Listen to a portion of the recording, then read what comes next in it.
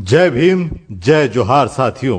क्या आप जानते हैं भारत के संविधान द्वारा दिए गए अनुसूचित जाति जनजातियों का आरक्षण अब खतरे में आ गया है, क्योंकि माननीय सुप्रीम कोर्ट ने एससी एसटी वर्ग के आरक्षण में और उपवर्ग बनाने का आदेश दे दिया है। इसके साथ ही क्रीमी लेयर भी लगाने का सुझाव दिया गया है। सुप्रीम कोर्ट के इस निर्णय के बाद एससी एसटी जातियों के उन लोगों को आरक्षण नहीं मिलेगा जिनकी एक पीढ़ी ने आरक्षण का फायदा ले लिया है। बाबा साहब ने बड़ी कठिनाई से जिन पिछड़ी अछूत जातियों को सूचीबद्ध कर एकजुट किया था, उनमें अब फूट पड़ जाएगी। क्या आप चाहते हैं एससी एसटी के लोग आपस में लड़ें?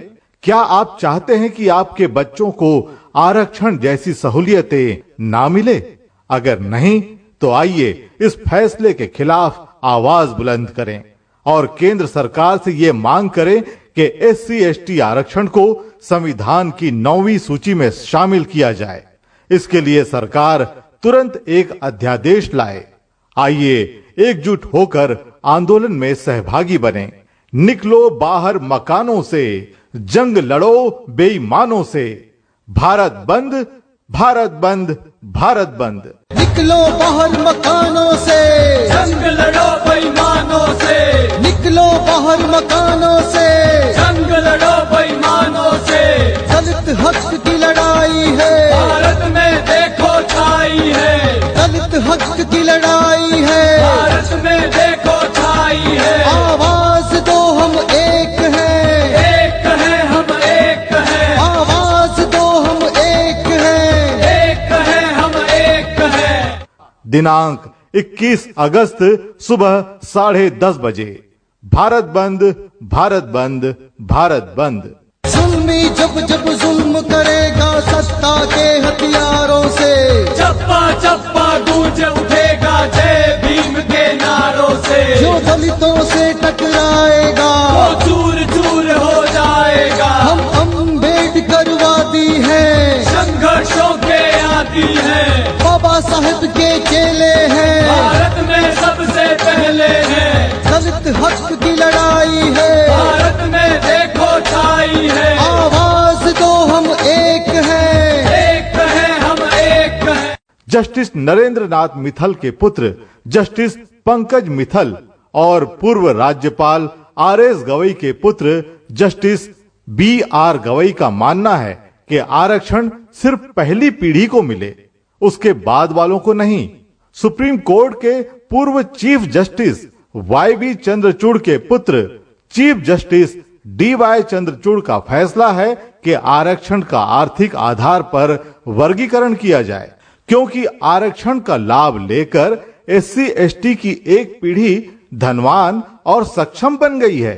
इन सभी के कहने का मतलब ये है कि जो लाभ पिता को मिला वो लाभ पुत्र को ना दिया जाए, और ऐसे आदेश देने वाले स्वयं कॉलेजियम सिस्टम का लाभ ले चुकी अपनी पहली पीढ़ी यानी पिता दादा या उनके मित्रों के नामांकन पर बिना किसी परीक्षा के इन पदों पर पहुंचे हैं। ये लोग अपने बच्चों को भी इसका लाभ देंगे, लेकिन एससी एसटी वर्ग के बच्चे जिनको आज भी सामाजिक भेदभाव के कारण पीछे रखा जाता है, घड़े से पानी पीने पर, घोड़ी पर बैठने पर, अच्छे कपड़े पहनने जैसी छोटी छोटी बातों के लिए मार डाला जाता है, उनको आरक्षण के इस लाभ से ये लोग वंचित करना चाहते हैं। इसलिए हम मांग करते हैं कि उच्च और सर्वोच्च न्यायालय में न्यायाधीश की नियुक्ति का कॉलेजियम सिस्टम खत्म कर परीक्षा द्वारा इनकी नियुक्ति की जाए। इसलिए आइए 21 अगस्त के आंदोलन को सफल बनाइए। निकलो बाहर मकानों से, जंग लड़ो इन बेईमानों से। एससी एसटी ओबीसी एकता जिंदाबाद, जिंदाबाद। साथियों, ये उम्मीद थी कि आजादी के इतने सालों बाद जातिगत भेदभाव और नफरत की मानसिकता खत्म हो जाएगी, लेकिन आज भी गांव से लेकर महानगरों तक, शिक्षा संस्थानों से लेकर न्यायिक संस्थानों और खेल तक में हर जगह एससी एसटी के वर्ग के लोगों को अपमानित और वंचित रखा जाता है।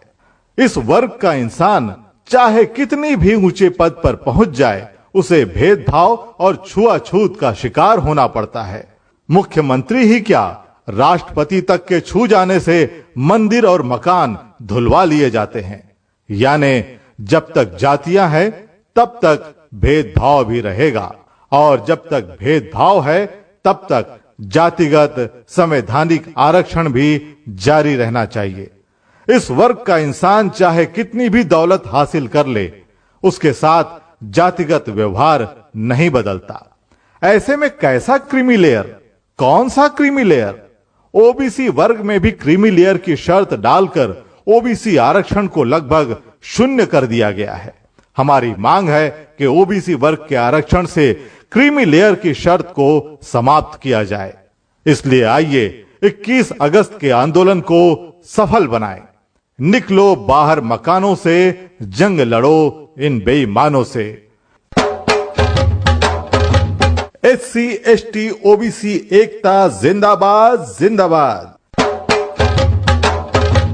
साथियों, पिछले संसद सत्र के बीच 1 अगस्त 2024 को एससी एसटी के खिलाफ एक असंवैधानिक फैसले से संविधान की हत्या की गई है। लेकिन बड़ी बड़ी पार्टियों के एक भी एससी एसटी सांसद ने इस पर संसद में कोई सवाल नहीं उठाया।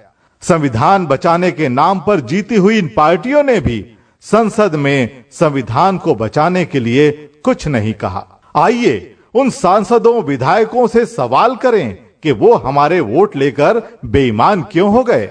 सड़क और रैलियों में बोलने के बजाय संसद में क्यों नहीं बोले।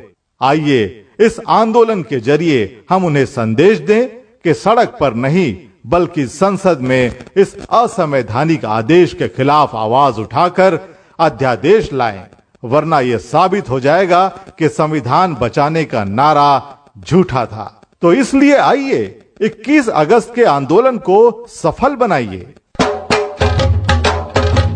एससी एसटी ओबीसी एकता जिंदाबाद जिंदाबाद। निकलो बाहर मकानों से, जंग लड़ो बेईमानों से, निकलो बाहर मकानों से, जंग लड़ो बेईमानों